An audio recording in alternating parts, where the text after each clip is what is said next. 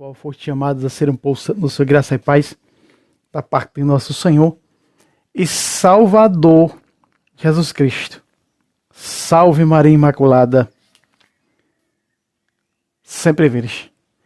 Meus queridos amados irmãos e irmãs, estamos aqui nós para fazermos essa pequena pregação catequética, vamos dizer assim, apologética. Eu vou provar hoje para vocês, dentro da Bíblia Sagrada, alguns irmãos já tinham pedido, mas eu tive que refutar em outras partes a questão do batismo. Por exemplo, a questão de aplicar, que eu já trouxe aqui nesse canal, de aplicar o batismo na fórmula unitária. Ou seja, eu te batizo em nome de Jesus. Eu vou mostrar hoje para vocês o quanto é falso o rebatismo, o quanto é falso o batismo protestante. Aí alguns podem dizer, mas a igreja aceita. Alguém que veio, que nasceu no lar protestante, se converteu à igreja católica, foi batizado em nome da Trindade, a igreja aceita, como aceita de um leigo. A igreja vai olhar, não que aquele pastor tenha autoridade para batizar, não. A igreja vai olhar como um leigo. Por exemplo, eu tenho um filho, né? Minha esposa ganhou neném. Esse bebê nasceu correndo risco de vida, de morrer. Então não quero que ele morra pagão, então eu posso fazer isso. Pegar a água, derramar 3 vezes sobre a sua cabeça, te batizo em nome do Pai, do Filho e do Espírito Santo, e vai estar batizado, do mesmo jeito do protestantismo. Se esse menino escapar, se essa criança escapar, mais tarde será levado para a igreja para fazer a consagração. Do mesmo jeito acontece no protestantismo. Não que o pastor tenha autoridade para batizar. A igreja vai olhar para ele como um leigo. Do mesmo jeito que olha para mim como católico leigo. Estão entendendo? Então, não confunda uma coisa com outra que você vai ouvir aqui. A questão é, vindo do protestantismo, outra questão é apostatar da igreja já sendo batizado para receber um segundo batismo lá. Isso é diabólico. Eu vou mostrar hoje, no pé da risca, o quanto é falso e que não vale de nada o batismo protestante. Nós estamos aqui no texto sagrado de Efésios capítulo 4, a partir do versículo 3, que diz assim, presta atenção. Parece que deu um contraste ali, não foi? Deixa eu ver. Tá dando um contraste na câmera.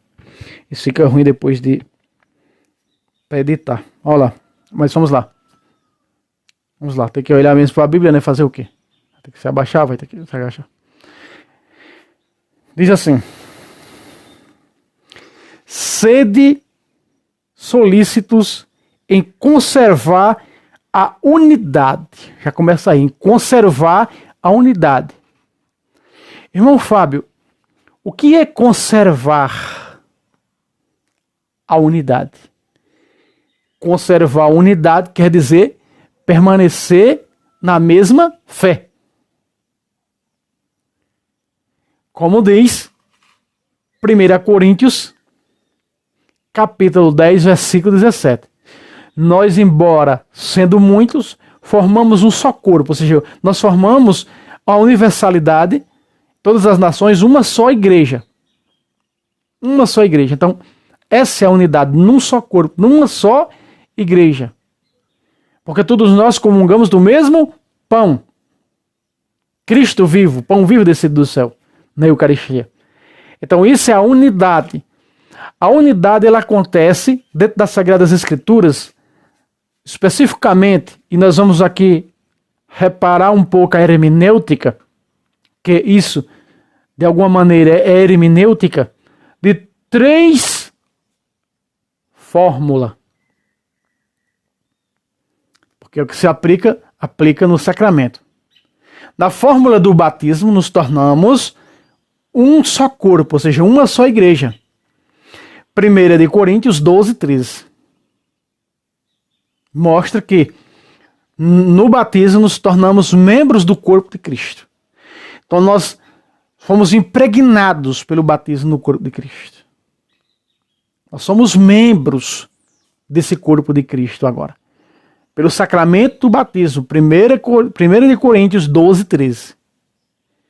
No mesmo Espírito fomos batizados a fim de sermos um só corpo. Então fomos enxertados, fomos colocados, fomos adotados, filhos de Deus. Uma das 3 razões teológicas do batismo.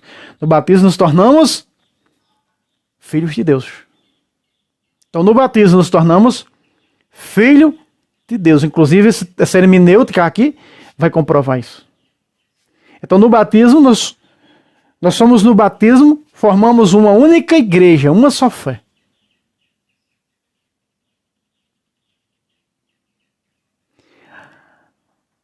O outro sacramento, que faz nos tornar uma só fé, uma só igreja, é a Eucaristia. Essa que eu acabei de citar de 1 Coríntios, anteriormente, no início do vídeo. 1 Coríntios, capítulo 10, versículo 17. Nós, embora sendo muitos, formamos um só corpo, ou seja, uma só igreja, porque todos nós comungamos do mesmo pão. Então a Eucaristia faz com que a Igreja de Cristo universal, o corpo místico do Senhor, seja uma só fé, uma única igreja. Uma santa católica. Então é aí que nós vemos os sacramentos faz com que a universalidade dos povos cultue uma única fé. Veja a hermenêutica. Veja a hermenêutica. Então, esses 2 sacramentos faz com que nos tornemos um só corpo, ou seja, uma só igreja. Sendo solícito em conservar a unidade do Espírito no vínculo da paz. A outra maneira de sermos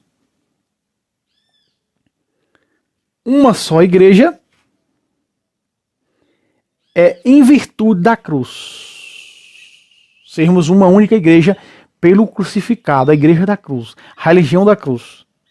Efésios capítulo 2, versículo 16. Diz assim, ó. E reconciliá-los ambos com Deus, reunidos num só corpo, ou seja, numa só igreja, pela virtude da cruz, aniquilando nela a inimizade. Aí está. O que faz nós sermos uma única igreja? O batismo, a Eucaristia e a cruz. Faz com que sejamos um único corpo. Faz com que sejamos uma única igreja.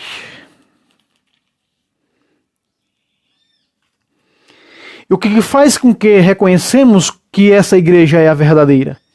Quando ela é apostólica. E quando ela reconhece que a igreja foi fundada por Cristo sobre Pedro. Tendo ele como pedra do ângulo e tendo Pedro como a pedra da base para se edificar a sua igreja. Mateus 16, 18. Efésios capítulo 2, versículo 20. Edificado sobre o fundamento dos apóstolos. Então o fundamento foi posto nos apóstolos. No caso, Pedro, rocha. Kéfas, rocha, pedra. Da qual de cima, cabeça, ângulo, a pedra angular. Pedra angular quer dizer a do ângulo, a de cima, Cristo. Veja aqui, ó. Profetas tendo por pedra angular, a pedra do ângulo, a pedra de cima, o próprio Cristo Jesus. Pedro, a base, a pedra da base, aonde Cristo edifica sobre essa pedra, tendo ele em cima como cabeça.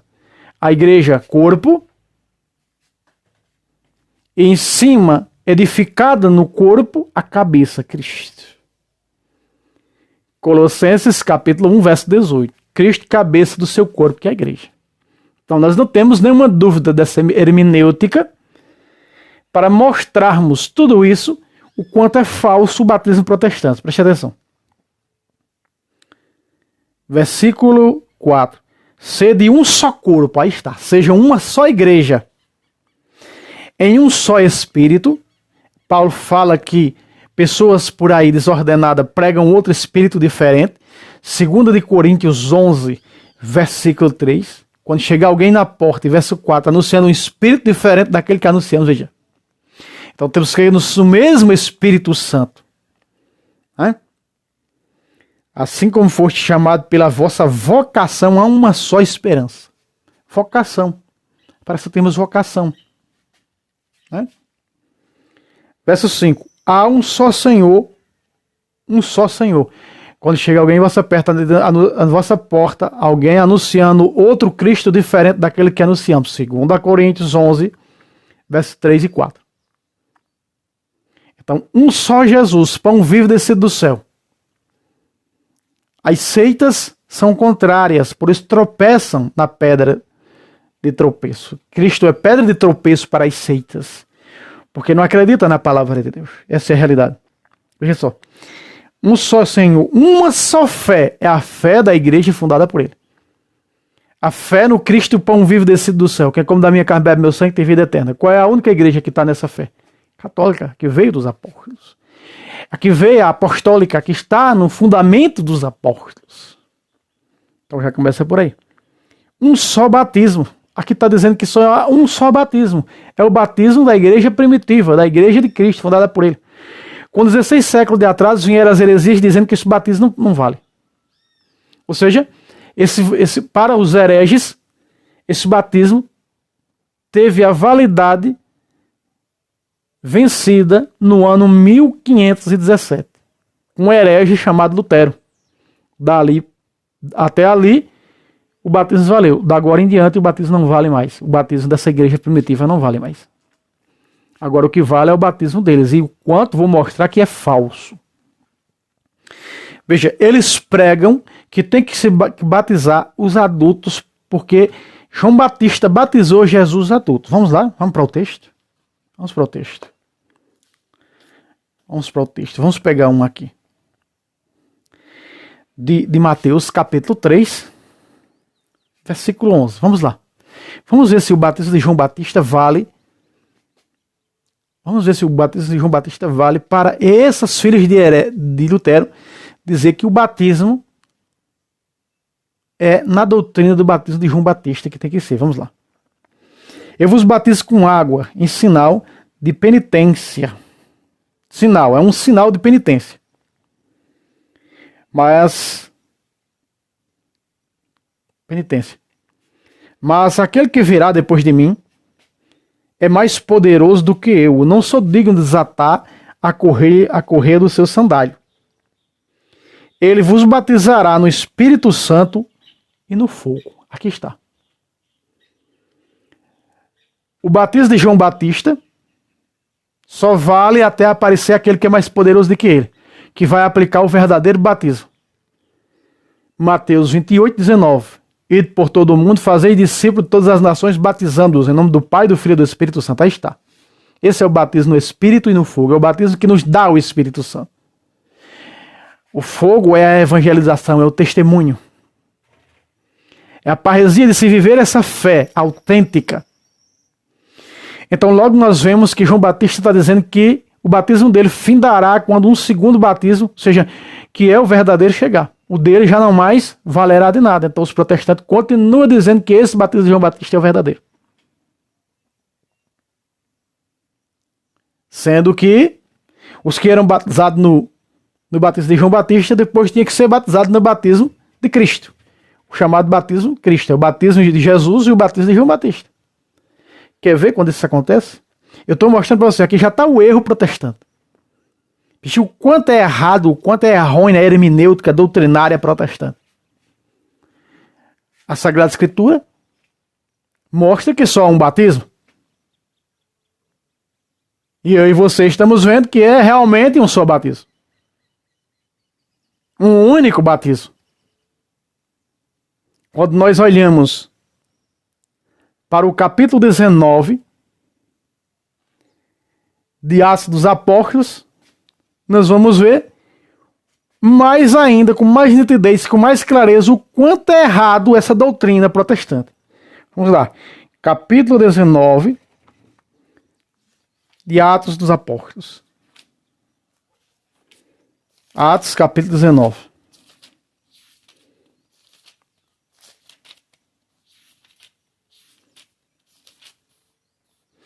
Em Atos capítulo 19, Paulo encontra 12 homens que tinham sido apenas batizados no batismo de João Batista. É claro. E Paulo pergunta para eles se eles são crismados, se eles foram confirmados. Foi confirmado o batismo e a presença do Espírito dado no batismo a eles.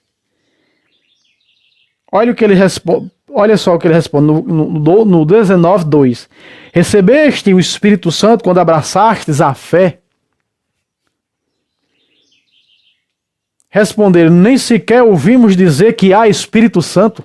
Dirá recebê-lo, hein? Então, em que batismo fostes batizados?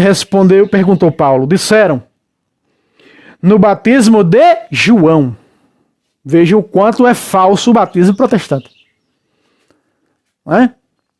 Aqui Paulo refuta o batismo protestante, que é o batismo de João Batista. Ah, porque João Batista batizou Jesus, e Jesus ficou batizado. Jesus era pagão, Jesus sendo Deus. Jesus é pagão. Tem herege que diz que Jesus era pagão. Mas se está dizendo aqui que o batismo de João Batista não serve para tirar do paganismo, por que que essas seitas dão asas ao que é morto? Dão asas ao que não serve para nada. Porque era apenas um batismo dizendo que era para crer naquele que vinha depois dele. Apenas uma lavagem com água. Olha aí, presta atenção. Olha o que Paulo vai dizer no 4. Olha o que Paulo vai dizer no 4. Presta atenção, Brasil. Olha o que São Paulo vai dizer no capítulo 4, no versículo 4. Paulo então replicou. João só dava um batismo de penitência. Olha só para o que valia o batismo de João Batista. Não servia para tirar do paganismo. O batismo de João Batista não. Só dava um batismo de penitência, dizendo ao povo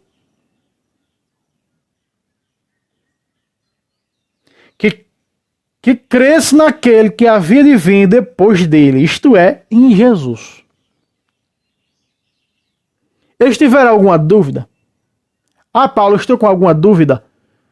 Como as pessoas hoje é assim? Você explica e parece que elas ficaram mais desmioladas ainda. Eles perguntaram, não, Paulo, me explica melhor. Não. Não. Porque as pessoas tinham a humildade de aceitar a verdade. Olha o que aconteceu. Versículo 5. Ouvindo isto, foram batizados em nome de Cristo. Aqui está. Espera aí. Foram batizados. Mas se os protestantes dizem que o batismo de João Batista é válido, por que eles foram batizados?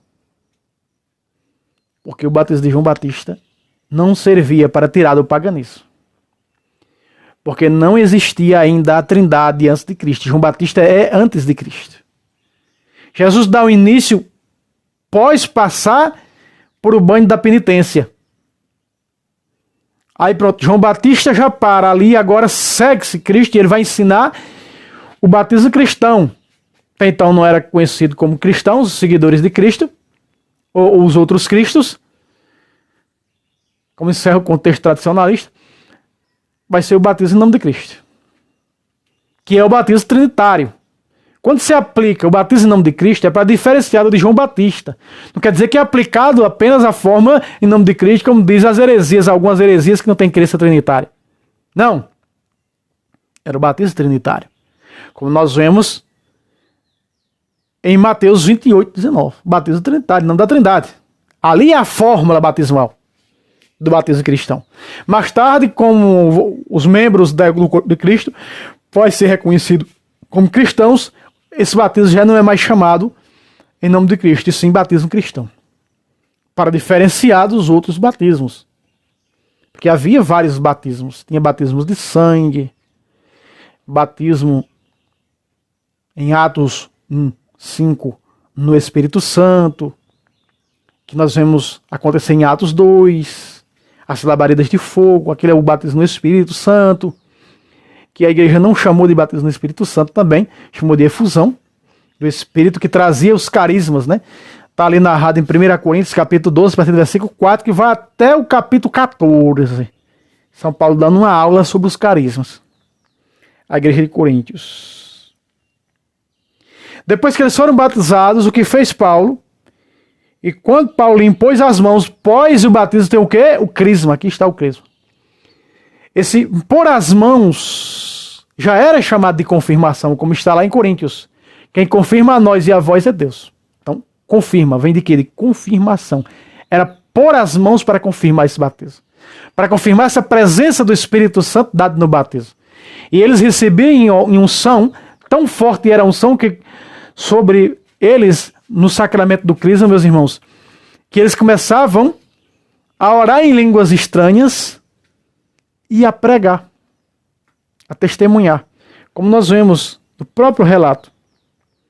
Paulo impõe as mãos, o Espírito desce sobre eles em forma de que maneira? De unção. A unção é que traz os carismas. E aqui nós já vemos logo um carisma se manifestar.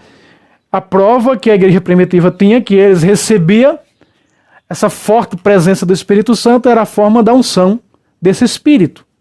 Era, muitas das vezes, eles começavam a profetizar, pregar e testemunhar, como Ana no templo, ou começavam a falar nas línguas estranhas. A chamada glossolalia que nos ensina a Santa Mãe Igreja. Olha só. E falavam em línguas estranhas. Primeira prova que o Espírito desceu sobre eles. Falar línguas estranhas. Segunda prova. E profetizavam. Segunda prova de que recebiam a unção. Profetizavam. O que fez Pedro quando eles receberam a unção em Pentecostes, no capítulo 2 de Atos? Foi pregar. 3.000 pessoas recebem o sacramento do batismo naquele dia. Isso é o profetizar, pregar, anunciar, testemunhar. Eram todos uns 12 homens. Aqui está. Aqui está a prova. Se o batismo de João, meus irmãos, valesse de alguma coisa, Paulo tinha batizado esses homens? Não, que estaria rebatizando. Como faz as seitas protestantes com católicos que apostata da fé. Então logo você está vendo, dentro das Sagradas Escrituras, que é vão o tal batismo protestante. Inventaram a questão de imersão, que não sei de onde tiraram, né? Da onde bexiga tiraram essa tal dessa imersão, que não tem canto nenhum na Bíblia Sagrada. Não sei de onde inventaram isso. Né? Eu já trouxe aqui vários vídeos mostrando que o batismo é por aspersão. Cristo foi batizado e João Batista batizava, o batismo de penitência, por aspersão. Certo? Está aqui mostrando com provas bíblicas o falso batismo protestante de João Batista. Deus abençoe vocês e até o próximo vídeo, se Deus quiser. Se inscreva nesse canal, compartilhe. Salve Roma, salve Maria Imaculada. Sempre vive.